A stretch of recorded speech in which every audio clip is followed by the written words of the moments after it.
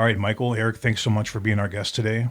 First guest of the podcast. And we weren't even ready for the podcast, but you guys are here. It's time. We want to hear your story. So, how did you guys get into this line of work? I mean, what was your calling? I guess we'll start with you, Michael. Well, I would say about 10 years ago, I almost died. I had gotten a MRSA infection, and while I was recovering, like a light switch turned on in my head. I had grown up with religion. I never think I really bought it. I think I just went along with religion because that's what mom and dad wanted me to do. So when I was recovering at 30-something years old, I didn't ask God for any help. I didn't pray. I didn't think that it would make a difference. So I had a long recovery. It was about 6 months, and my wife came in, and she's into the bed. And, I have IVs hanging down and getting my medication that way. And she said, I know you're pretty bored. Why don't you watch this show? It's called A Haunting. I said, I don't know. I don't know if I'm that bored. I don't believe in that stuff. And she said, all right, well, if you want, it's on this channel.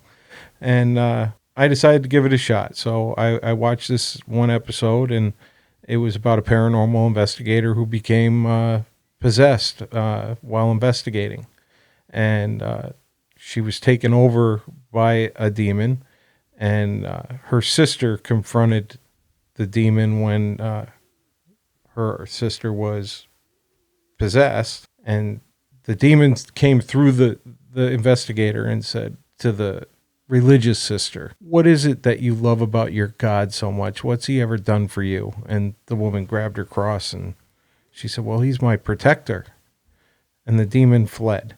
And for some reason, that turned a light switch on in my head. And I rewound it, and I watched it again, and I rewound it, and I watched it again. And I called my wife in. I said, "You got to watch this with me." So we watched it, and I said, "That's what I'm supposed to be doing." And she said, "What, becoming possessed?" I said, No, not becoming possessed. I'm supposed to be helping people that are experiencing that stuff. And she said, "Oh boy, here we go." So I went down to the bookstore, and I bought every used book that I could find on the paranormal, and I just tore into them and read every single one of them. And the one that stood out was called The Demonologist. It was about Ed and Lorraine Warren. And that was the message that I was getting, that's what I was supposed to be doing. Within a year, I had met Lorraine. She lived in Connecticut. She passed away this year. And the rest is history. It just started snowballing into this. And now I work with priests. I do exorcisms of homes. I've done exorcisms on people. So that's how I got into this. And luckily enough, I met someone that could help me along and that has just as strong a faith, and that's Eric. How did you come to work with Lorraine Warren? I mean, everybody out there knows that Ed and Lorraine Warren are some of the, if not the most iconic figures in the paranormal field that really spearheaded the movement forward. How did you come to meet them? Well, I never met Ed. Ed passed away before I started this. But I kind of have a weird connection with Ed, and that is he was in the Navy and I was in the Navy. Now, yeah, there's a lot of people that have been in the Navy. A weird coincidence that may not be a coincidence is we had the exact same job in the Navy. He was a gunner's mate. I was a gunner's mate. He was a demonologist, and now I'm a demonologist. It's a strange coincidence, and in this field, strange coincidences seem not to become coincidences. They're just meant to be. So I went to an event at Lorraine's house called An Evening with Lorraine, and we got a tour of the museum. We got to talk to Lorraine, listen to some of her stories, some of the cases that she's done. We went and visited Ed's grave, and then we went to dinner with Lorraine and her son-in-law, Tony. Afterwards, I wrote her a letter, a handwritten letter, and I mailed it to her. I didn't email anything. I didn't type it. I just wrote it out and thanked her for having us at her home. And I asked her if I could call on her if I ever end up with a case that was demonic. And about a month later, I had given her my phone number and everything in the letter. And a month later, my phone rang and I picked it up. I didn't recognize the number. And she says, is this Michael? And I said, yes. And she said, well, this is Lorraine Warren. And my jaw dropped. I was like, really? And she said, listen, I haven't gotten a letter like that in a long time. And I really appreciate it. And I will help you anytime I can. So you have my number. Call me whenever you want. And from there, we became friends. I would be able to come up and just visit with her. When she had surgery, I'd visit her in the hospital.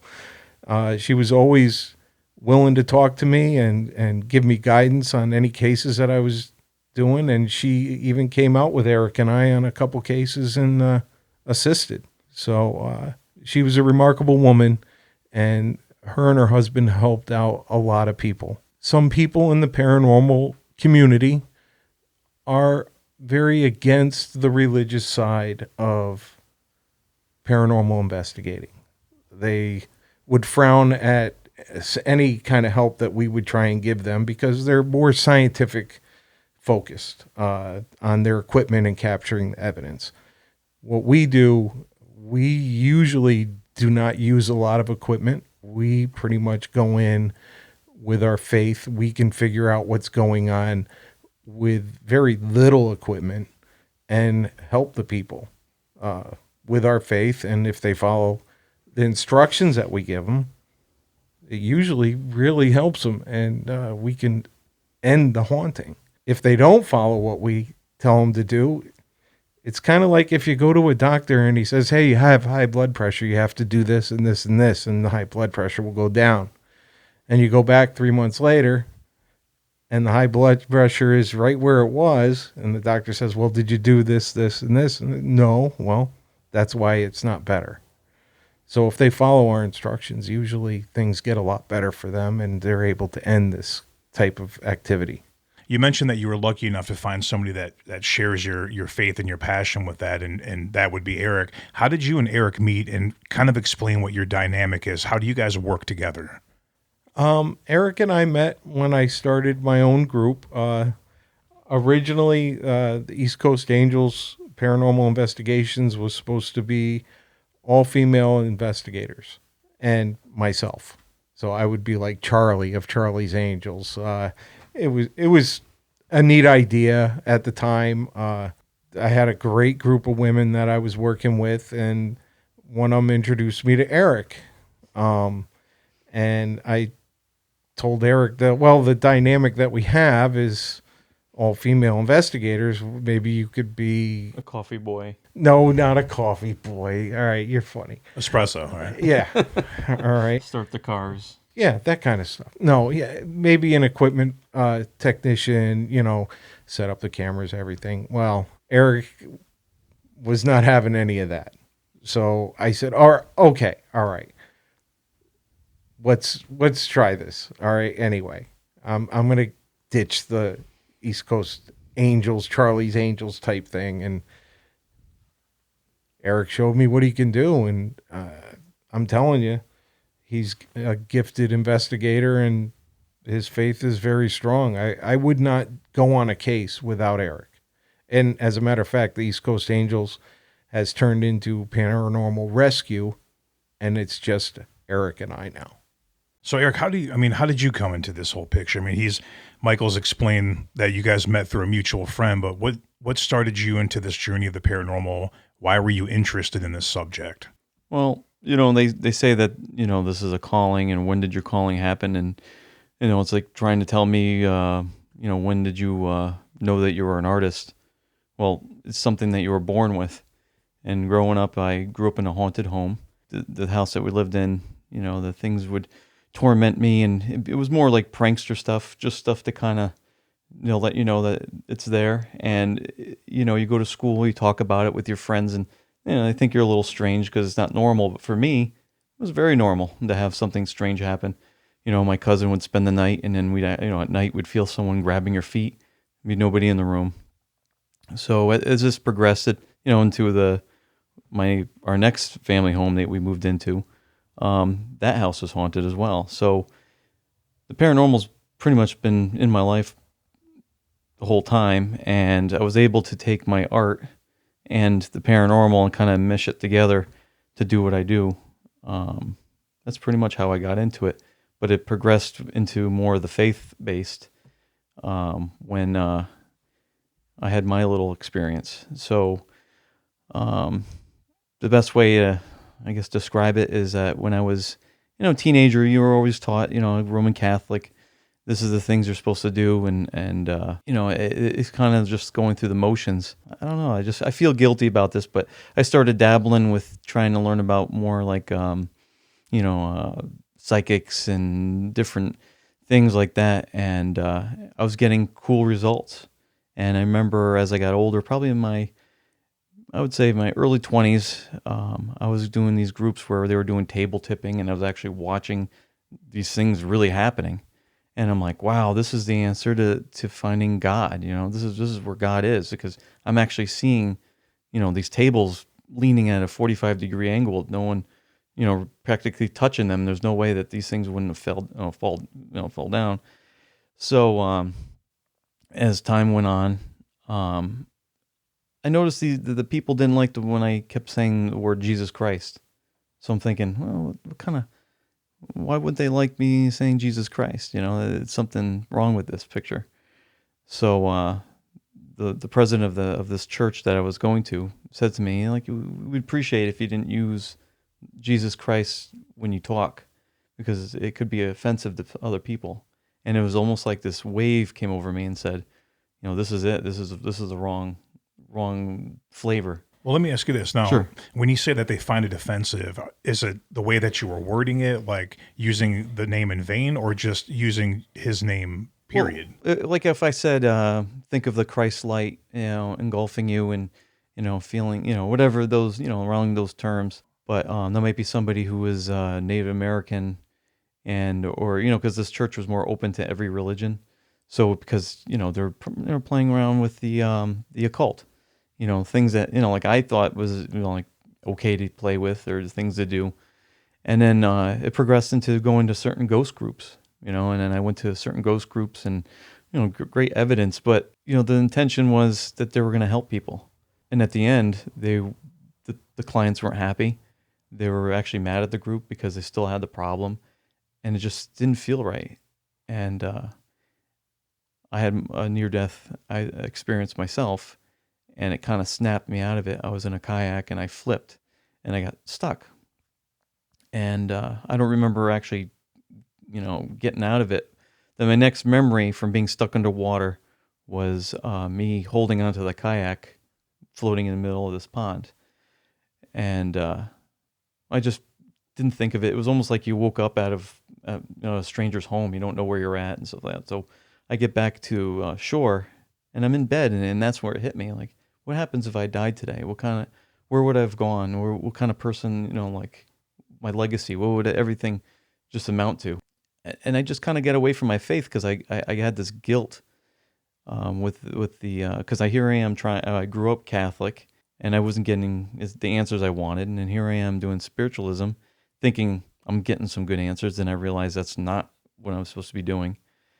And then I just got away from my faith a little bit. And then one day, I'm not a person that prayed at the time, and I was watching The Passion of Christ, and there was a scene, and I'm a loyal guy. If I'm your friend, I'm your friend for life. If you don't betray me, I won't betray you. And there was a scene where Jesus was carrying the cross and to be crucified, and his best friend, Peter, says, denied him 3 times. And for some reason that bothered me in the movie. The whole movie was just like, I learned this in CCD class. And I'm in bed, and I'm sitting in bed, and I'm thinking, like, what kind of guy would I be if I saw my best friend getting crucified? Would I be one that helped that guy? Or would I be one to be like, I don't know him, so I could fit in with the crowd? So, like I said, I know people might not believe the story or not, but I swear in the Bible this happened to me. I woke up at 1:47 in the morning out of a dead sleep, and I heard a voice, and it clear as day sounded like a well-spoken man, and it said, when you show love and compassion towards others, you help carry the cross. And of course, you would think that would be something like warm and fuzzy. I was up, being in law enforcement. I'm thinking, what the hell did I just hear? So I turn on the lights. I'm looking around. I just know somebody's in my house. I heard a voice. So I just calmed myself down, and I ended up writing down what I heard. So I had a friend who was, good Christian man, and I said to him, like, this happened to me. You ever heard of something like that happening? I says, I really wasn't praying. It was something I was thinking about before bed. He says, well, if you really want to know if it's from something higher, why don't you pray for confirmation? So one day, I would say like even a month, I forgot all about it. I turn on the radio, and this preacher was on there, and he just, first thing he says is like, that's how you know you're doing God's work, is when you show love and compassion towards others. And it was like, there's something real out there. And it's just like, almost like you turn up a volume switch. It just skyrocketed. And I realized that, the best way to help somebody is through your faith. It's like, you can do ghost investigations, which I did, and I did quite well with it, doing my sketches and my drawings and recreating people with, what they saw. But where I saw like resolution is when you actually worked on their faith and made them the strong ones, teach them how to fight their own battles. Like I'm putting my own armor on, and showing people how to put their armor on. And it's like, it became where when I did this, it made me a stronger person, a stronger Catholic, a stronger Christian. It just became a stronger all around. And I met Michael, which I think that's the calling, when I met Michael, because him and we work good together. We're like Penn and Teller. I'm like the quiet guy. I just sit there and I observe. I just kind of like take notes. I whisper in his ear. I'm that guy, kind of, hey, Michael, maybe we should do this, or Michael, what do you think about this? So him and I complement each other. How many cases at this point have you guys worked on together? Jeez, I don't even know. Couldn't even count that many. Yeah. And we don't even have a website anymore. We get our cases through referrals. I actually think that our cases God sends us the ones that he feels that we can help the people with. Personally, I think it's better because you have your own group. You contact us. You've already did the investigation. Now it's our turn to, just complete the situation. I think that's how we work. Yeah, and a lot of groups resent that, actually. A lot of groups want to feel that they helped resolve the case so they can put it online. Hey, we solved this case and we resolved all the activity for these people. They don't want to give it up to someone else that specializes in something like that. Their goal really isn't to help the people. Their goal is to get their own recognition. Some groups hand people a DVD at the end of all the evidence that they've captured. Okay. And that's great. Okay. But a lot of them look at the DVD and they're like, okay, why are you giving me a DVD of what I'm watching live? Can you help get this to stop? And they're, well, no, just tell it to go away. And that's what you can do. But we helped you. We helped you, though. We helped you, and we're going to put this online now, and this is what we got. This is what we captured, and we're not about that. We're just about trying to help people and working with you and doing radio broadcasts or a television show here and there. It opens our platform up so more people know about us and what we do, and that there is actual help out there. That's why we're not paranormal investigations, we're paranormal rescue. These cases that you take on, is it all inhuman or demonic? Is all of it that way, or is it the majority? What's the ratio? Those are the only ones we take. Okay, so that's the only thing you guys do. I have a method or a theory. I always say, it's like, especially like being in law enforcement, they say, well, when you're working with like inmates or whoever, you always assume that everyone has AIDS. So this, and I know there's human spirits out there, but you just have to assume everybody or every spirit is bad, and you've got something to prove you that it's not. Only because it keeps you safe. If you go in and start treating something demonic like a human spirit, it might amplify and make things worse.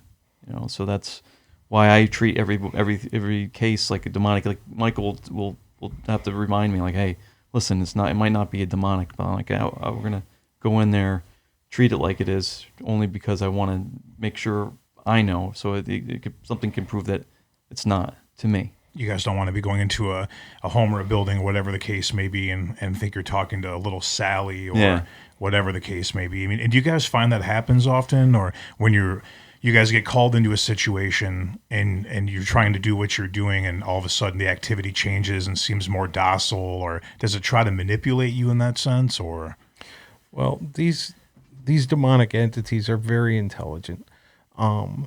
They have certain rules that they have to follow, spiritual laws, if you will. They need an invitation to affect you in your life. So they go fishing for that invitation. We find that a lot of intuitives, psychics get duped by being shown from a demonic that it is just a child. What harm could a little child spirit do? In most people's opinion, none. So what is it doing? It's drawing on your empathy.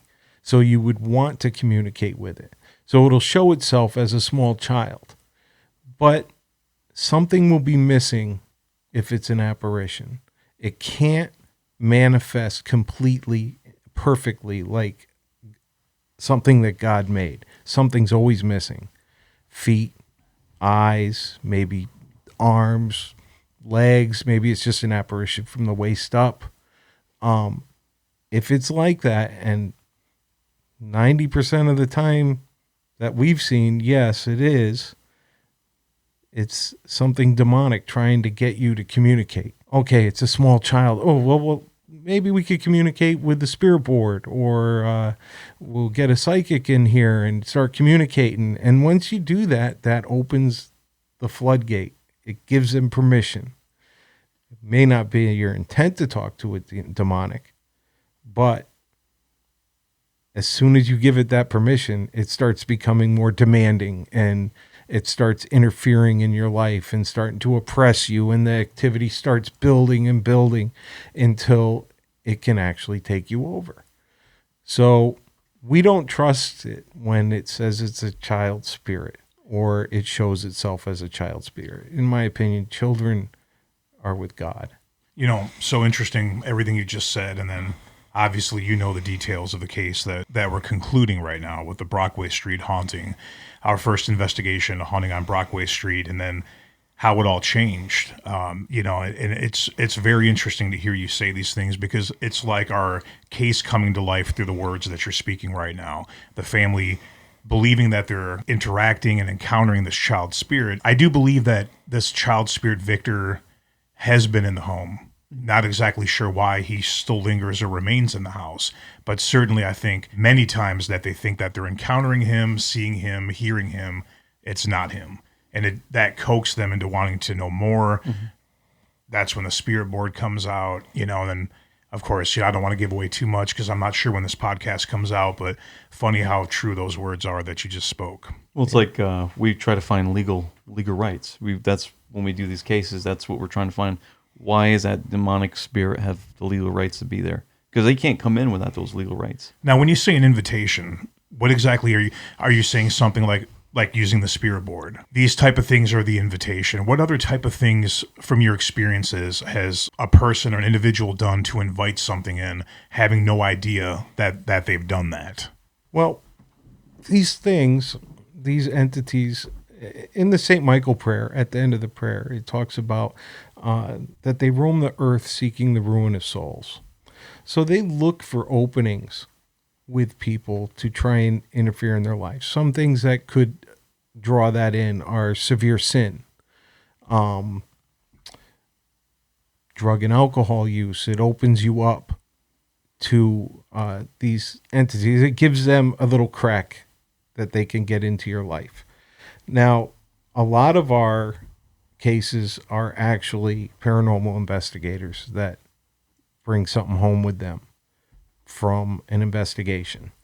Some of them use dowsing rods, some of them use spirit boards, some of them do spirit communication without protecting themselves. When they use a device like a Ouija board or dowsing rods or something, the way that I try and explain it is the Ouija board and the dowsing rods are like an electrical plug coming off of an appliance. The spirit realm is the outlet that you're going to plug it into. When you're holding on to those, say the dowsing rods, you're plugging those in to the spiritual realm, and it could travel right through that, right into you.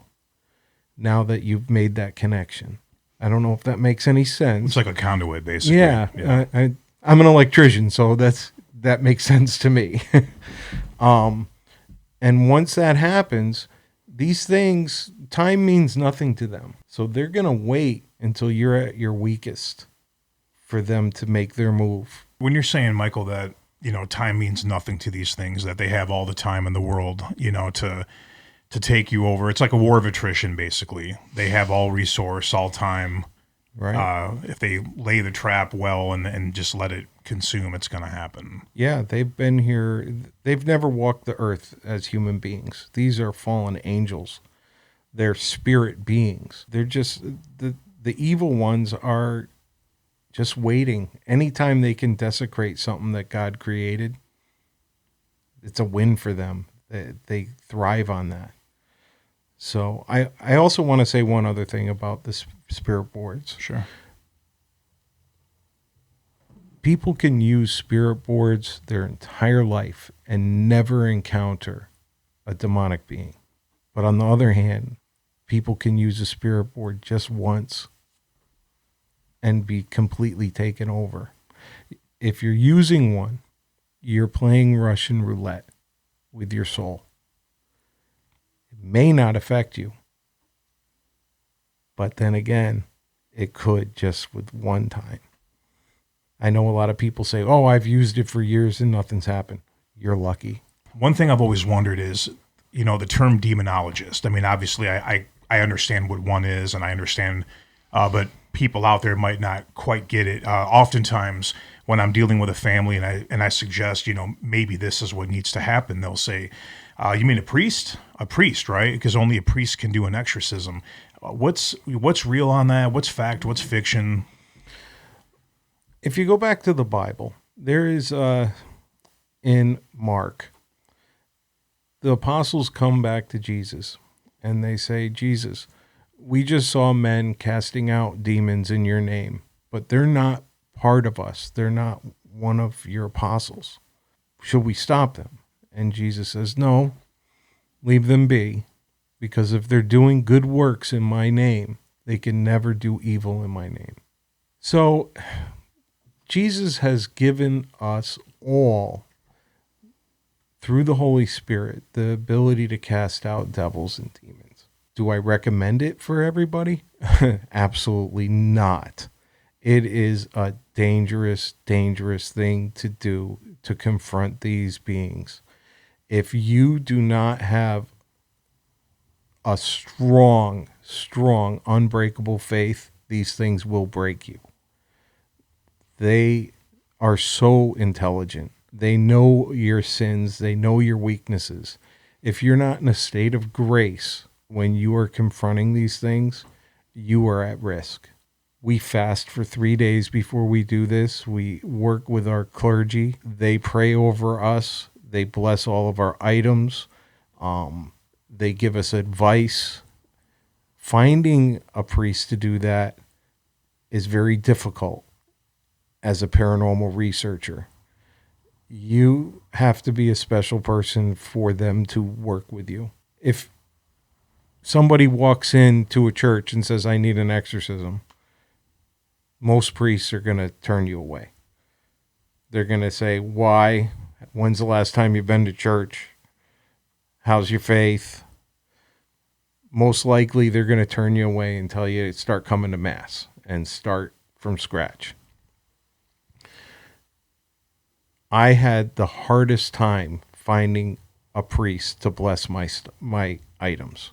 Just to bless my items. Salt, holy oil, all that kind of stuff. The tools that are needed to go into battle with these things. Until I found a priest that actually prayed on it, looked at me, looked into my soul, and realized that, yes, this guy does have enough faith to do this, and I will help him. He said, I don't agree that you should do these exorcisms, but I know why you do, and I will help you until the day I die. That means the world to me, to have that kind of backing from a priest that has that much faith in me and that God is with us. If he didn't think that, he would tell me, Michael, don't do this. This is not worth your soul. It's not worth my soul. Nothing's worth my soul. But everybody's soul is worth something. I'm willing to fight for it. So that's what Eric and I do. We found the right people. God put the right people in our path. He put us together. And here we are in Michigan. We just started in East Lyme, Connecticut. I think one question that not only do I want to ask, but I think a lot of people would like to hear your take on is, how dangerous are these cases? I mean, I know obviously from a spiritual standpoint, how dangerous the repercussions are when these things get full oppression and, of course, possession. But what have you guys seen? What have you physically seen as far as the strengths of people that are under possession and the type of activity that surrounds it? Well, it gets personal, even it's so strong that it can affect you at your own house. Things have happened that you can't explain, and you have to have your own house blessed. But what are these things specifically? Can you guys give me some specific instances of what you've witnessed? Before a big case comes up, I usually end up getting a visit from an entity in my home. It comes as a warning, maybe a threat to try and intimidate me not to come. Well, bring up this story about the cat. When your cat passed away. I started hearing a cat meowing in my basement after my cat passed. Trying to build empathy for him to be like, oh, that's my Cookie. That was the name of my cat. It was trying to get me to communicate with it, and I didn't. I just exorcised the house, and it stopped. But my appliances have broken. When we were going to do an exorcism about a month and a half ago, as I backed out of my driveway, my exhaust system fell off my car as we were backing out. I've had my brake lines break in my car. I've gone through 3 refrigerators, 4 dryers, and 2 washing machines right before cases. I lost 2 computers. I have had family members attacked by the demonic. Now, it's attacked in what way specifically? And it attempted to take them over to keep me from coming out to a case. Because if I'm busy with something going on in my own house, I'm not going to be coming out to deal with something else. But through my faith and through the resources that I have, I'm able to fight these things, keep them at bay from affecting my life, and still come out here and do what I have to do. You've performed exorcisms not only on properties and homes, but actually on people. That's correct, right? Yes. Sometimes doing an exorcism on a home ends up turning into an exorcism of a person, trying to deliver the demon out of them, because a lot of times the demon may jump into somebody while you're doing the exorcism of the home to try and get you to stop exercising the home. It's definitely more difficult to exercise a person than it is to exercise a home. And sometimes that's more than what I can do. And that's when I call the priest, and the priest can come and do the exorcism of the person. But if it happens during the exorcism of the home, I will continue with the person, because I'm not going to leave that person in that situation. I will battle that entity until I can't anymore, or until it leaves. Well, it's funny because Michael was talking about how smart the demonic forces are. We went to, when we were new, we were in this place in Connecticut. It was in Basra, and we were focusing on a young boy, and we thought it was definitely the young boy, and this thing made us focus on this boy, and the next thing it was the guy, the boyfriend of the mother, and he was, out of everybody, the most put together guy, and you wouldn't even think it was him. So he actually was the one with the attachment. Correct. I see. So these things can be as smart as and clever as that to make you focus on something else. There's all the stuff we see on television and all the things in the movies and whatnot about what happens sometimes during an exorcism. But I mean, from a couple of people sitting in front of me that have done numerous exorcisms on properties, on people, what's real, what's fiction? What have you seen in terms of that superhuman strength that we hear about, or the goings on around you while you're performing this? I exercised a hotel in Vermont, the Northern Kingdom of Vermont, with a priest. And we started at the basement, and we worked our way through the whole hotel, all the way up to a tower at the top of the hotel. I was wearing a camera around my neck, and we had the incense and the prayer, and we were walking up the stairs, and my camera shut off as we walked up the stairs. When we got to the tower, it overlooked the whole town. We started saying the exorcism prayer in the tower, and it felt like a Mack truck smacked into the side of the hotel. The priest looked at me, Father Paul looked at me, and he says, "Michael, did you feel that?" And I said, "Yes." And we looked out over the town, and it was a Sunday afternoon in a very small town in Vermont, and there wasn't a soul out there. There wasn't a car, a truck, nothing. And Father Paul looked at me and goes, "Michael, keep praying." That was actually the sign that it had left. That was its final bang. That was its exit. I mean, I always think of the exorcisms like they say about karate. You know, good karate doesn't look good. You know, you would think that you watch something in like theatrical, and you know, I went to a couple of them, and there could be as simple as that's it.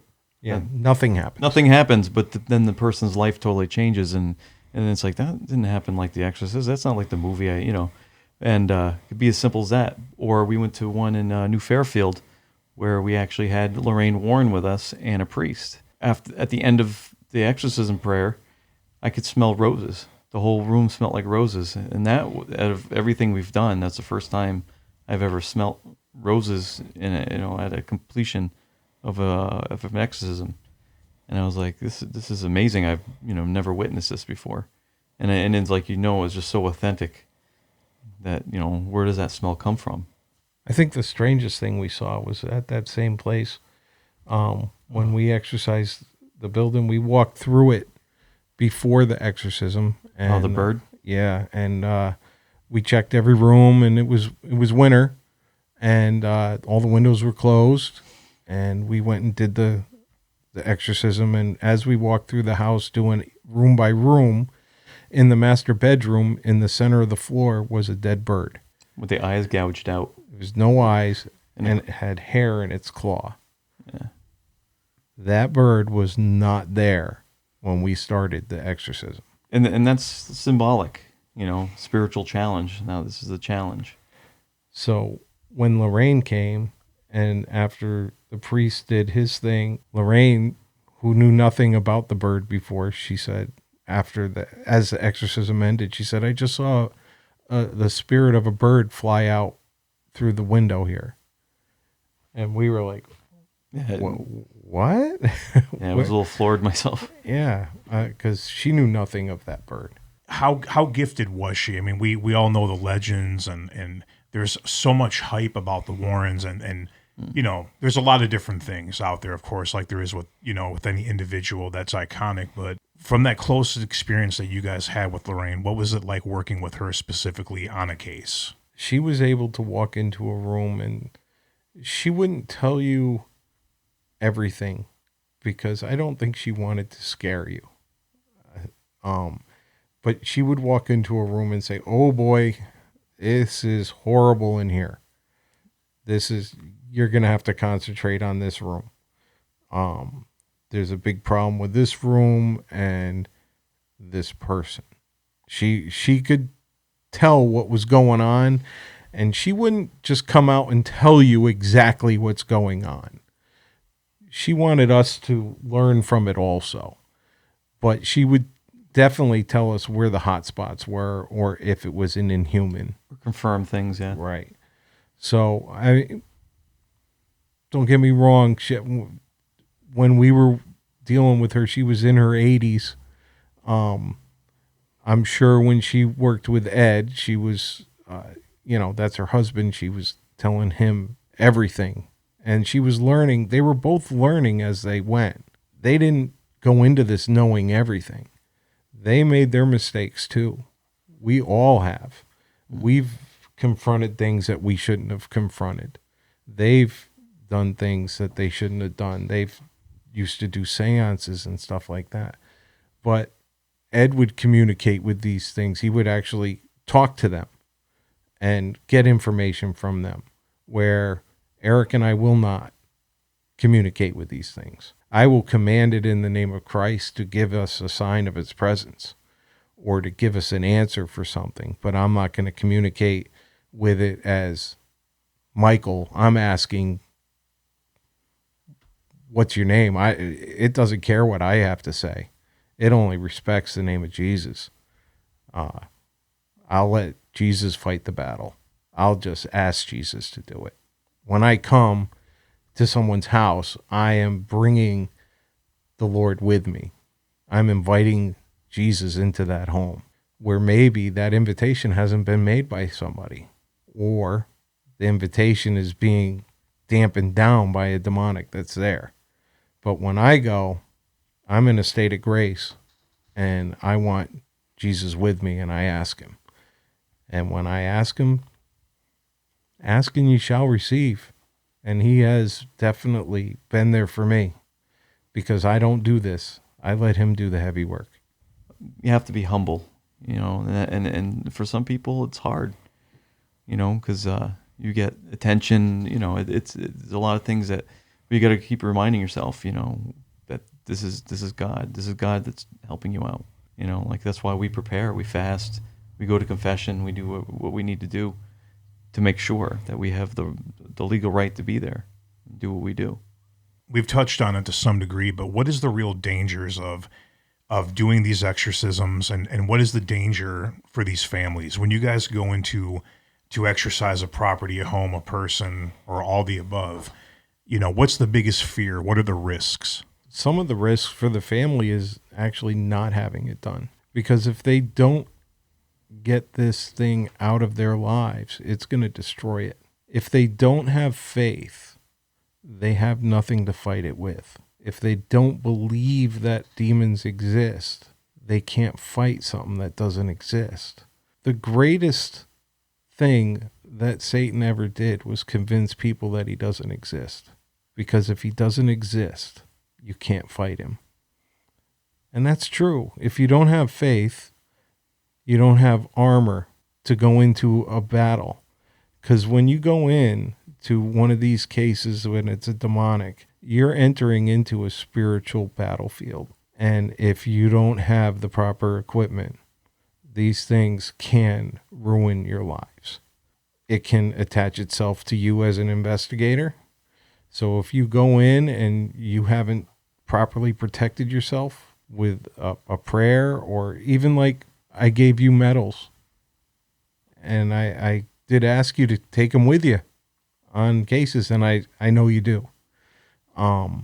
Just something as simple as that could really avert disaster for an investigator. But investigators that go in and they just think that this is a nice hobby, they're really setting themselves up for trouble in the future. They may not believe me, they may not think so, but neither did the investigators that we've had to help. So the dangers are, it could affect us too if we're not prepared. It could attach to us. That's why we take this very seriously. We don't recommend anyone else do it unless they have proper training and faith, and at least a priest to back you up. And definitely never do it alone. Have someone with you that you know and trust that has the same faith as you. I'm not saying that other faiths don't have their own remedies for this stuff, but this is our faith, and this is what we work with. So there's people out there that don't like what we do because it's not what they would do. But you know what? When we do it, and the family is on board and they follow the instructions and they use their faith, they're able to end it. Well, think of it this way, Steve. It's like the demons hate us. We particularly don't care for them. It's a war. It's a war. So if you think of it as a military, so if you're in the military and you want to win a country, the country could be a perfect country. You know, people get along. What you would do if I want to conquer the country, I'm not going to go in there and attack it. I'm going to start off by sending a couple spies in there, causing a little bit of problems. And then eventually, you know, once you start weakening that country a little bit, you throw a little more spies in there. Eventually, you know, the country gets weak, and then you go in and you do the attack. That's a military tactic. And this is how the demonic work. They work by just throwing a little bit of thoughts in your head. You know, once you buy into it a little more until you get your final result where you're you know, could commit suicide or do things that, you know, that you thought you would never imagine yourself doing. There's a lot of risky behavior from what I understand when people are really under the oppression or obviously possession. They start doing things that self-harm, not always as drastic as suicide or an attempt, but it could be increase of using substances, alcohol, drugs, illicit activities, that type of thing. Right. People could even become more promiscuous.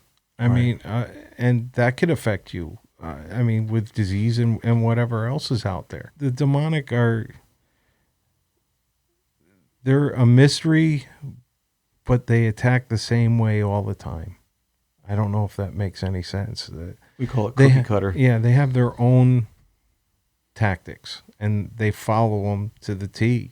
It sounds very strategic. Oh, it is. Yeah, it's like militant. It's funny because like I always hear like people send me emails, and it's like, yeah, there was this little girl, she fell in a well. I'm like, yeah, but I've heard this plenty of times, you know. And it's funny because all the stories sound the same, you know. When they're talking to the spirit, it was a little girl that fell in the well, or I see. Just like I've talked to you about the Annabelle case that the Warrens had. They had a psychic come into their home. This entity said, "Oh, my name's Annabelle, and I died outside in the road, and I just need a place to call home. Can I stay with you people? You guys seem nice." And then, boom, there it is. Then what harm could a child do? And they said, "Yeah, sure, come on in. You could hang out. Yeah, go ahead, be in that doll. That's fine." And they started treating the doll like a person. And it just got worse and worse. Now Annabelle is on display at the Warrens Museum. And you've actually seen this doll, correct? The Annabelle doll. You've seen it in person. Oh yeah, yes I have. I have. I don't want to go anywhere near it, honestly. So you wouldn't hug it or anything? No. I wouldn't have a tea party with her or anything like that. And they do move her to bring her to events, and I don't want anything to do with that. They can do that. The funniest thing I've heard, and I'm sure I'll have Michael say it, but I have people say, well, why didn't you just burn that doll? That's like the worst thing you could do to an item is burn it. You know? Okay, now see, I've heard that, but what is the theory behind that? Because a lot of people think that's exactly what you would do is, you burn it, you get rid of it, that's the end of it. No, if you burn it, you basically release it from the bonds of that Ouija board, whatever item it is. If you were going to properly dispose of a Ouija board or a spirit board of some kind, it needs to be buried, separate from the planchette that moves around the board. They both need to be buried. Put some holy water on it. Bury it up where someone's not going to dig it up, or it needs to be thrown into moving water. So by burning said item, it's if something is binded to something, now you've released it. Now it's free to roam or attached to something or somebody. Right. Wow. Okay, that's interesting. It's sad too because I think a lot of people are under the impression that that's exactly what you do. I mean, I know several people that we've cases we've done where. Again, referencing Brockway, they used a spirit board. They start messing with it, and we say, okay, well, where are these items now? Oh, we took it outside and we burnt it. It makes it worse. So for people listening out there, what would you say to them if they were experiencing something that they truly believe to be inhuman, something demonic, and they're experiencing this type of activity? What warnings, what advice? The first thing I tell them is get a logbook, a journal, because it could be one tip that gives us an idea of, time of the day, just everything. I want all the details.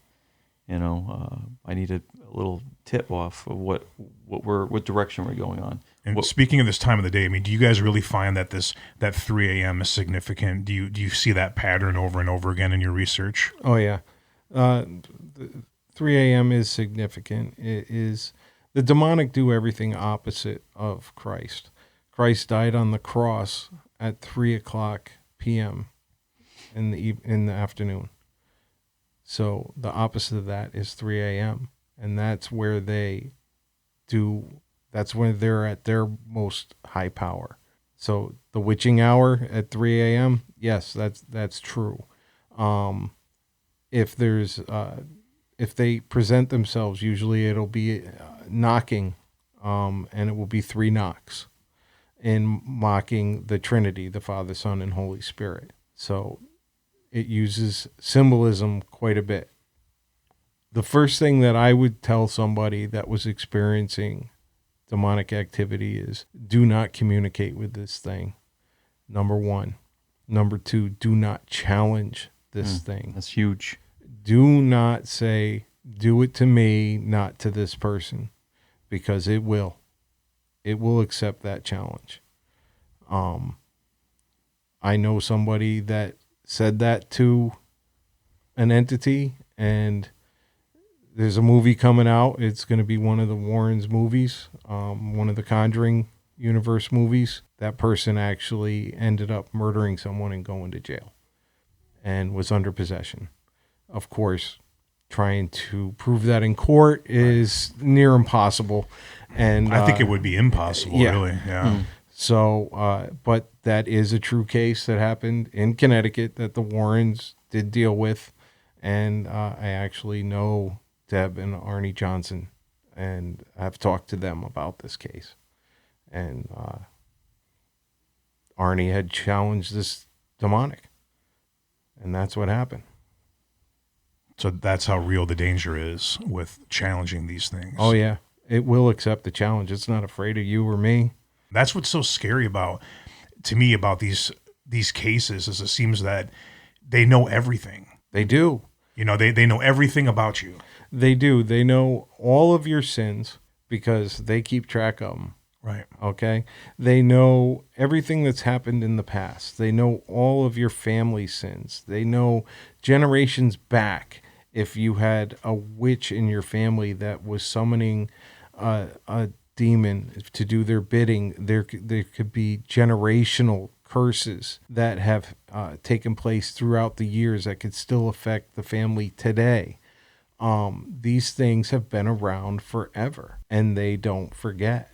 They're keeping a tally. if they find a way in, they're going to find it. And they'll even sometimes give you information that is true. Okay? Most things that a demonic will tell you through communication is a lie. They are master liars. But if it's to gain your trust, they know that your great uncle passed away in a car accident on Route 12. So they'll say, "Oh, I'm your Uncle Leo who died on Route 12 in a car accident." They know all that information. So they're feeding that to you. I see. To gain your trust. Giving truth is only when it serves them. Right. And if they can gain your trust by telling you a past truth, they will. And that's how they fool a lot of psychic investigators. Psychic investigators are a great tool. However, they can also be used as a tool for the other side. They can be deceived. Some are very good. Some are very good at discerning what is the information that's coming. But sometimes they don't know exactly where that information is coming from. We listen to what a psychic will have to say, but we don't take it as gospel, as that's what's actually happening, because it could be misinformation.